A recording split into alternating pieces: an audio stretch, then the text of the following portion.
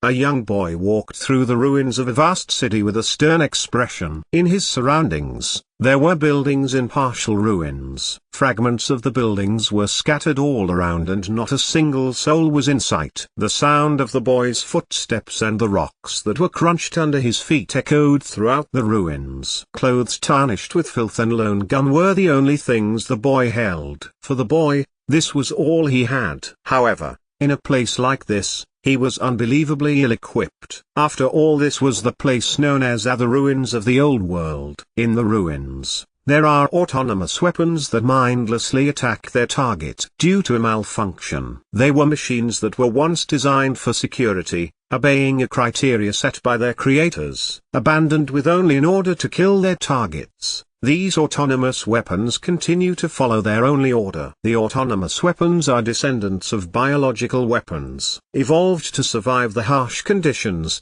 they have blurred the lines between machinery and biological and, in the East, they are called monsters. At the ruins of the old world was a den to these monsters. The boy understood the danger he was in as his face was frozen with anticipation. Despite knowing the danger he was in, the allure of the treasures tempted him, or at least, objects that could be considered as treasures in the eyes of someone born and raised in the slums. The boy's name was Akira. Akira sighed and murmured to himself, There's nothing useful here. I risked my life all for this. Do I have to venture deeper into the ruins? He tilted his head up and looked ahead. In the distance, there were countless of high-rise buildings. Even from afar, he could see the towering buildings still in good condition. That was a stark contrast to the destroyed buildings that stood around Akira. If I managed to get there, would I be able to get my hands on an expensive relic? The possibility of obtaining a vast amount of money appealed to Akira's greed. However, it was nothing but a fantasy. He immediately shook his head and, as if to placate and remind himself, no, it's impossible. I'll die before I get there. His current surroundings were in ruins, but, in the distance, there was a magnificent view. The difference between the two areas is due to the maintenance of the environment. In other words, in the ruins in the distance, there the remains of advanced maintenance machines from the old world era still in operation, and the possibility of encountering those superior,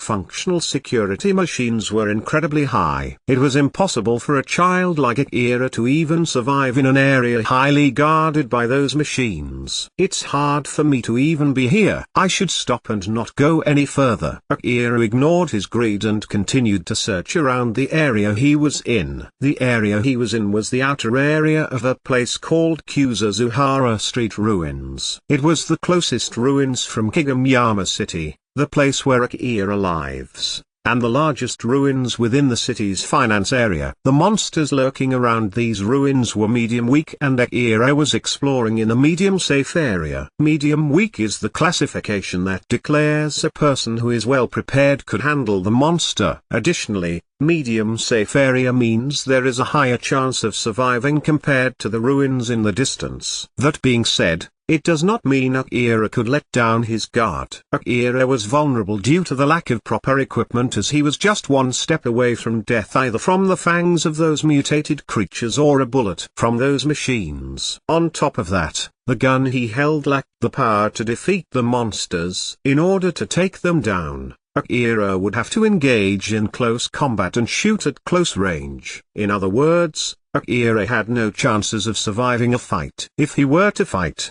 it would most certainly end with his death. However, he had no other choice but to enter the ruins. He lacked the money to survive another day, and so, his desperation spurred him on to entering Kuzuzuhara Street Ruins. Although he continued to search further, there was nothing. He tilted his head down and sighed. In his line of sight, a bone from a dead body was rolling along on the ground. He had found similar bones in the past, and every time, he would search around the corpse in hopes to find something, but he had never found anything. What did I expect? Even the people before me hadn't found anything. Akira thought, feeling melancholic. Either there had been someone who already searched the area before him, or there had been someone reckless as he was, exploring without the proper equipment, only to be greeted with the consequences of their actions. At this rate, the sun will set and it would be impossible to explore the ruins at night since I don't have any light. And, the probability of being attacked by monsters is high. I survived the dangerous ruins, so the experience I've gained is what matters. Right? So, I should go back. If I stubbornly remained here, I'll just join that pile of bones. Akira began to think of excuses that he could use to return. Because he had risked his life to be here, it was hard to accept his defeat. There's no use in being depressed over this. I'll explore a little more and, if I don't find anything, I'll go back to Akira. Returning without any accomplishments meant that his decision of risking his life was meaningless, and so, Akira decided to explore for just a bit more. He suddenly stopped as he lifted up his head and saw a girl floating in midair. He froze still. That girl had such a fantasy-like, unreal beauty. Moreover, all of her graceful figure and beautiful body were exposed without anything to hide them. Her beautiful skin was so different compared to those from the slum. It was way more lustrous than the skin of those girls living in the upper district of the city, who take care of their skins using fortunes, hard work, and technologies from the old world. Her beautiful limbs even rivaled fine art statues and drawings. Her flawless glossy hair flailed freely down to her waist, and her gallant expression would make anyone fall in love regardless of age and gender. Akira could only stand there captivated by the beauty of that girl as if his soul was being sucked out. Compared to all the girls that he had seen in his still relatively short life, and even if he compared her to all the girls from his imaginations up until now, her beauty was simply peerless. Only with a glance, all the criteria of a beautiful girl inside Akira were all overwritten. The girl was just floating there doing nothing. She didn't even seem to have noticed Akira. Then a moment later, she gracefully turned her face around to Akira. Akira's eyes met hers. She didn't seem to be bothered that Akira was looking at her naked body as she smiled and stared at him. Akira, who was still dumbfounded, slightly reacted to her smile. The girl realized that Akira noticed her. When she realized it, she giggled merrily as she took a step closer to Akira. Akira quickly put up his guard as he realized that someone he didn't know was approaching him. In an instant, Akira immediately reassessed his current situation. His dumbfounded expression suddenly changed into such a stern look as he pointed his gun to her and shouted, "Don't move!" The girl was a bundle of abnormalities. The ruin of the old world was a dangerous place. Even a well-equipped and well-trained squad could easily get annihilated there. But that girl was standing there, all alone, out in the wild, without even a single weapon in her hand. She didn't even seem to be watching her surroundings. And even though she's naked, she didn't try to hide her naked body at all. Moreover, although the wind from the ruin was mixed with sand and dust, her hair was still spotless. As a beginner, Akira was always desperately trying to be cautious of his surroundings. He would nervously react to even the slightest noise in order to avoid meeting any monsters. But even so, he didn't even notice that girl was there even though she wasn't even trying to hide herself at all. Even when Akira was pointing his gun at her while shaking, that girl didn't even seem to be afraid that Akira might pull the trigger by mistake. She kept getting closer and closer to Akira without showing neither concern nor fear. His impression of the girl had completely changed from an unbelievably beautiful girl into an unknown entity. Then, as she kept approaching Akira, he shouted at her, giving her another warning. I'm telling you not to move. If you move any closer than that,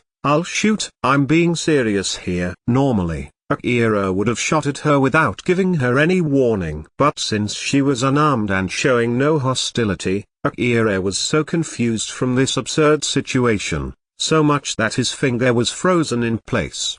But there's a limit to that. The girl kept moving toward Akira despite all his warnings. Looking at that, Akira was about to pull the trigger when suddenly, the girl just vanished from his line of sight. Although he didn't even wink there, he didn't see her move outside his line of sight either. The girl just vanished instantly in front of his eyes. Akira was shocked and trembling like crazy. He looked around nervously but he couldn't find her at all. "Don't worry, I won't hurt you. Suddenly, Akira heard a voice from beside him where no one should be at. And when he turned his face toward the source of that voice, the girl was there, fully clothed, and close enough for Akira to reach her with his hand. She hunched over such that their eyes meet on the same height as she was smiling and staring at him. Akira's brain couldn't process everything that was happening in front of his eyes. All his nervousness suddenly changed to fear as his mind blacked out. But Akira shook his fear off and stood his ground.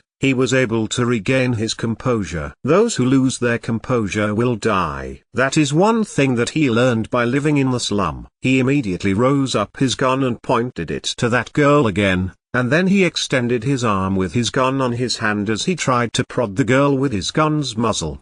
The girl was actually close enough for his gun to reach her, but as he extended his arms, Akira found both of his hands were inside of her chest right until his wrists. Although both of his hands were already inside her, Akira couldn't feel anything. He could see clearly that someone was standing there in front of him, but both of his hands just couldn't feel anything at all. Akira was so shocked, so much that he just stopped working. He was frozen still, with both of his hands still inside the girl's chest. All the while, the girl was trying to get a reaction from Akira by waving in front of him or calling him. But Akira was just standing there, dumbfounded. A long time ago, a great civilization that spanned across the world was destroyed. What left of it are only half-destroyed cities, crumbling buildings, and broken down machines. It happened so many years ago that it is hard for people nowadays to imagine the technological greatness of the old world. In that world where even raindrops were artificially made, the rain kept falling during all those long years, sweeping all the broken building, giving nourishment for trees to grow high enough to reach the sky, and eventually supporting the life of people who live in the surface. The ancient civilization that people call as the Old World had produced a lot of relics with their advanced technologies. Things like piles of unknown materials, half-destroyed buildings that are floating in the sky, and of course, mountains of weapons that are unnecessarily destructive if they are in the wrong hands. Mankind had spent so many years gathering all of these Old World relics and reconstructing human civilization. In the end, even a civilization with such advanced technologies that people might even mistake them as magic, couldn't destroy all humanity. In the far eastern part of the human civilization, there are countless corporate cities managed by a group called the Governing Corporate. And Kagemyama City is one of these corporate cities. A part of the Kagemyama City was surrounded by a huge wall. Although all the areas both inside and outside of the wall are collectively called as Kagemyama City, there's a big difference between these two areas. The area inside the wall was divided into two districts. The upper district was filled with rich people and people with powerful influences such as the corporate executives, while the middle district is filled with moderately wealthy people. And there are the areas outside of the wall, known as the lower district. People who live there are mostly people who can't afford to live inside the wall. And if you go further away from the city, you can find residential blocks sitting right next to the dangerous area outside the city that people call as the wasteland. These blocks are the slums. Akira is one of the many children living in the slums. In another word, he's just your normal everyday kid. He has no mechanical strength of a cyborg, no enhanced strength like those remodeled humans, and no augmented strength from the nanomachines. Just like all the children in the slums, he has no special skill, no school education, no parents, no guardian, no food, no money, and no one would grieve even if he dies. As for the monsters living in the wasteland, they would attack the city from time to time, and when that happens, the ones who suffer the most would be people who are living in the wasteland and in the slums. Akira had survived 3 times through this kind of attack. In his first and second time, he just ran around and hid. It's thanks to those strangers who got attacked, killed, and eaten in his place, that he was able to barely survive. While in his third attempt, he wasn't able to run away from a small dog monster and ended up having a death match against it after he picked up a handgun that he found by chance. Although he had no training in using handgun, he was able to shot its head 3 times by pure luck. But even so, his luck wasn't enough. The monster was drenched in blood but still alive as it ran toward Akira and pounced at him with its big mouth open as if it's going to deliver a killing blow. But before that monster's abnormally big mouth was able to rip off Akira's arms, Akira instinctively thrust his arm to its mouth up to his elbow and pulled the trigger on his handgun. And so the bullet passed through the monster's mouth, straight through under its skull, and pierced its brain, and thus killing the monster. But then in the brief moment after that, as the monster was still alive, it clamped down hard on Akira's arms. Fortunately, Akira was able to survive without losing his arm or his life. After surviving his 3rd time, Akira decided to be a hunter. Although he pretty much understood just how dangerous it was to be a hunter, he was feeling hopeful and brimming with confidence after killing a monster all by himself. There are people who are working as hunters in this world. These people would venture the monster-filled wasteland outside of the city seeking for money and fame despite knowing that it's such a dangerous place. The wasteland is so dangerous that it's actually safer for them to stay in the slums where cheap guns circulating freely and the public order there is just the worst. But on the other side, the wasteland is a place filled with riches and power since you might find the ruins and the relics of the old world there. These monsters that attacking the human are also relics of the old world. The biological monsters are samples of advanced biotechnology, while the machine monsters are treasure boxes filled with valuable components. Anyone who can bring them back to the city will be rewarded with a huge amount of money. Moreover, if you can bring back a highly valuable relic from the ruins, you might be awarded with enough money to even buy a whole city. And if you can take control of the facilities inside the ruin of the old world that are still running even until now, especially if you can take control of its military facilities, then you can even start a nation. Competent hunters stand in a different world in terms of power and money. With that much money and power, they can bring back more valuables, relics which give them more power and riches, thus they can aim for more dangerous and valuable relics. In the peak of this cycle, these hunters would equip themselves with overwhelmingly powerful equipment from the old world. There were even great hunters who were able to get themselves powerful weapon from the old world that made them even more powerful than a city. Akira might have killed a monster all on his own, but it was only enough to give him a non-zero chance to come back alive from the wasteland. But that was enough for him to take the gamble. If he kept his living style in the slums like that, he would just end up dead one day. And so in order to get out from there, he had no other choice but to take this gamble. So the day Akira went on a journey aiming to be a hunter. Or, to be more precise, the day he was aiming for a better tomorrow. Akira was still stood frozen in front of the beautiful girl. As for the girl herself, she was giggling while waiting for Akira to regain his composure.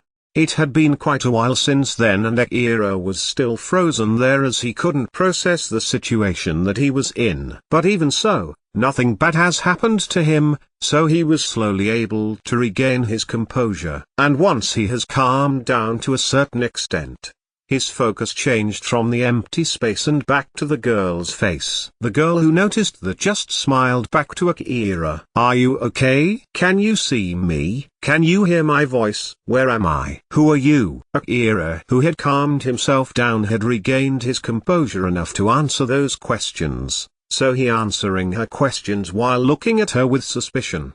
I can see you, I can hear you well, this place is Kuzazuhara Ruin. And my name is Akira. The girl laughed merrily. "Thank goodness, my name is Alpha, nice to meet you." At least he knew that she didn't seem to have any ill will against him. Although it didn't change the fact that she's a mysterious entity to him, he understood well that she didn't mean him any harm, so there's no need for him to be overly cautious about her. Moreover, he's in the middle of a ruin. It's better if he put his attention for watching out for monsters. As Akira concluded his thought, he lowered his guard. So, Alpha-san, you're not a ghost, right? I can't touch you though. Yep, I'm not a ghost. though it's not easy if you tell me to prove that. If I am to explain this current condition that you're in, the me that you see here is a type of augmented reality. You recognize my existence here since the information about my voice and my appearance are sent directly into your brain. For some reason, your brain has the ability to receive information sent through wireless transmission in a special format, so that's why you can receive the information that I'm transmitting. I don't know whether it's an inherent ability that you have since you were born, or is it an ability that you got from somewhere else. But for me too, I don't hear your voice from the sound made by your vocal cord, but instead, I'm receiving the command that your brain is sending to your vocal cord in form of information packets, and then I'm interpreting it to voice. The same thing is also happening for your vision. That's also the reason why I know that you can see me. Akira didn't understand even a shred of Alpha's explanation. Alpha could see that clearly from his expression. So Alpha explained the main points only. You're the only one who can see me. You're also the only one who can hear my voice. If you're not careful, you'll look like a crazy boy talking with air to other people. For now, it's all good as long as you understand that. And also, you can call me Alpha and I will call you Akira. Alpha was giggling as she was giving Akira her explanations. For a small kid from the slum like him, that smile that had no trace of hatred, caution, or pity only served to increase her likability. But Akira didn't realize that at all. All right, sure. I understand. So then, Alpha, what are you doing in this place? I'm looking for someone who can see and hear me. I actually have a request, you see. But I can't ask them to do anything if they can't even hear me in the first place, you know. And it would be the best if that person is a hunter. After all, there's a good chance that they would listen to my request. But well, as you can see, it didn't go well at all. Alpha laughed bitterly for a bit. Akira was at loss for a while before he hesitantly opened his mouth. Well, I'm actually a hunter, you know. Akira could see clearly that Alpha was a bit surprised. Eh? You're a hunter? Although you're that young? How long have you been a hunter? Oh, 1 year. 1 day. I just became a hunter today. Both Akira and Alpha were exchanging an awkward look. There's an awkward silence between them. Nope. It's nothing. Just forget what I said. Since he had decided to live his life as a hunter, he had no wish to hide the fact that he's a hunter. But, he thought that it was a bad idea to call himself a hunter despite the fact he didn't have the skill. After realizing that, he lost all his confidence. But Alpha kept pushing the conversation forward. Please don't say that. Can you at least please listen to my story? After all, this must be some kind of fate that we met here. Even though he called himself a hunter, Akira didn't have the skill, and Alpha knew that very well. But it's also true that there's no one else other than him who could communicate with her. Moreover, the fact that Akira was just an inexperienced hunter was not a minus point in the long run for Alpha. My request is that for you to delve into a certain ruin in secret. In exchange, I'll give you my support, but this is only a down payment. Once you complete my request, you may take all the precious relics of the old world inside that ruin. Akira was so surprised by that offer that he inadvertently raised his voice. Relics of the old world, you say? Seriously? As she heard Akira's reaction, Alpha giggled inside his heart, while on the outside, she's making a friendly smile that persuaded Akira further.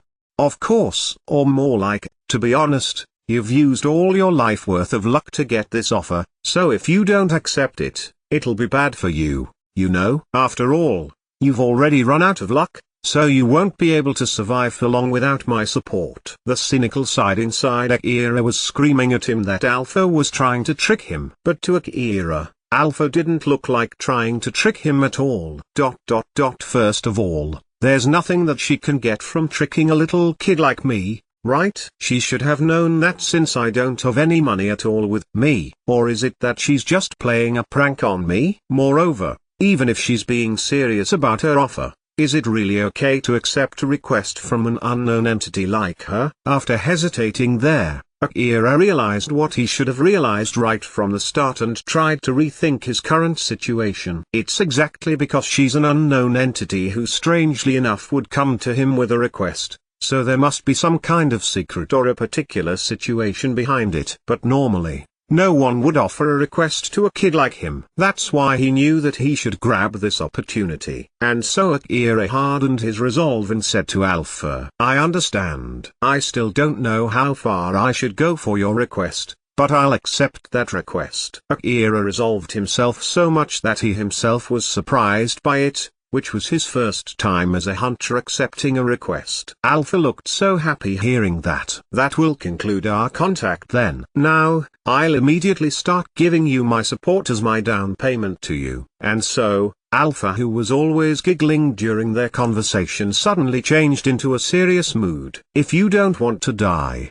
then go into the building on your right in 10 seconds. "What do you mean?" Akira was about to ask her what she meant, but from that dead serious look on her face, indicating she would not take any question, he understood just how dangerous the situation that he was in and stopped his question middle way. If that wasn't a lie, then he would definitely get killed if he stayed there. Once he realized that, he sprinted as fast as he could to the building on his right. The moment Akira jumped into the building, a huge explosion blew off behind him. The wind from that explosion rushed through his side. Shocked by the explosion, he immediately looked back to where the explosion came from. He saw a huge crater right where he was standing a few seconds ago. The area around it was scorched in black from the explosion. If he stayed there just a few more seconds, there's no mistaking it that he would have been killed. At least he knew well that much. Looking from the aftermath, Akira was frozen with fear from what just happened. But Alpha appeared so suddenly in front of his eyes and snapped him back into reality. What was that? Alpha kept that serious expression from before as she pointed her finger to the stairs. "Go there and start climbing up in 8 seconds. Akira desperately ran toward the stairs and started climbing up. Then again, another explosion blew off behind him, and the shockwave sent by that explosion stopped Akira from climbing higher. Once it died down, he immediately started climbing up again. And then he suddenly saw Alpha already standing on one of the stairs while pointing upward. "Go to the rooftop in 5 seconds. Akira ignored his screaming lungs and legs as he kept climbing the stairs. Akira followed Alpha's instruction and kept running, and then he finally reached the rooftop. Out of breath, there he saw Alpha standing in one end as she was waving at him, telling him to come closer. But by looking on how she was smiling and how she was waving at him, it didn't seem like he had to do that in a hurry, so Akira ran slowly to approach her.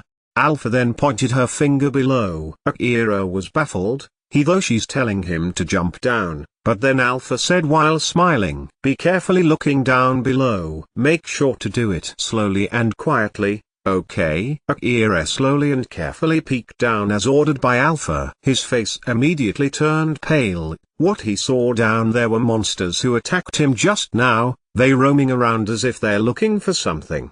The length of those monsters was about 2 meters and they looked like dogs. If it was only that, they would look like just big dogs with strengthened muscles, but no, some of those monsters had small cannons on their back, some of them had rockets, and some of them had small missile launcher. All of these monsters equipped with destructive weapons were roaming outside looking to eradicate any invaders. It would make him a lot of money if he could kill those monsters and bring some of them back home. But Akira didn't have the power or method to do that. That young hunter who just about to get killed by those monsters looked frustrated as he was looking at the potential money that was out of his reach. What are those? Then Alpha gave him a detailed explanation about the monsters. They are the weapon dogs, the man-made living organism created in order to protect the city. Although guns and other weapons are growing on their body, they are not machines. They are living biological organism. I'm sure that these ones were programmed to watch over this area. They might evolve differently from one and another, but the weapons behind their back will get stronger as they grow up. Maybe that weapon dog with missile pods growing behind it is the leader of the pack. There's no harm in hearing that information, but Akira wasn't actually asking for an explanation about those monsters. The question that he muttered was only a form of his frustration because of his bad luck getting attacked by those monsters. But then, A lot of questions came into his mind after hearing that explanation. But why guns can grow from a living organism? Isn't that just strange? And so Alpha gave a simple answer to Akira's simple question. Their living tissues have become home for the nanomachines inside them. Then these nanomachines use the metal ores that they ingested to grow guns on their backs. I'm pretty sure that they've deviated so much from their original design. Well, I guess they've evolved independently from their original design in order to adapt to the current condition. It is such an important piece of information that would even surprise the people who specialize in these monsters. But someone like Akira, who didn't know just how valuable that information is, could only understand was that there was a particular reason that these living organisms could grow weapons on their bodies. Alpha's expression that was so serious when they were attacked, but after it was over, she changed back to smiling. Judging from that, Akira calmed down as he understood that he's pretty much safe in that place.